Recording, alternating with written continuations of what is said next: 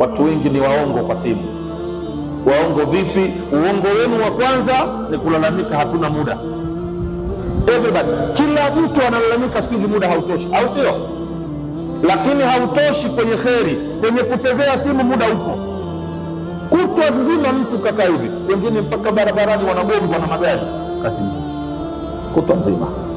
Wengine mpaka chumbani kwa na mkewe. Mtu anaingia chumbani na mke wake, mke ana simu yake kama hii na mume ana ya kwake, wako kitandani, wako kwenye uwanja mtukufu.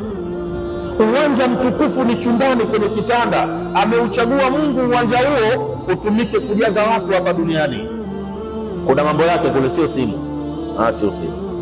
Mume anaingia kwenye mume anaelekea mlangoni na yule mkewe anaangalia ukutani, kwa sababu kwanza hataki kila mtu hataki ajue mwenzake anashughulika na nini. Unanielewa? Yaani yule mke hataki mume aone anashughulika na kitu gani, na pengine kafanya hivi sasa. Mume yuko huko na mume kaelekea huko nje, huyu yuko Facebook, mwingine yuko Instagram, mwingine yuko Tango, au sio? Hivi kazi inaendelea bila na simu.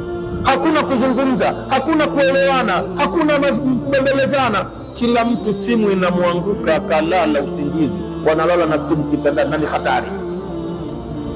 Wataamka alfajiri na hapo ni kusema muda hatuna. Huu ni uongo wazi wazi.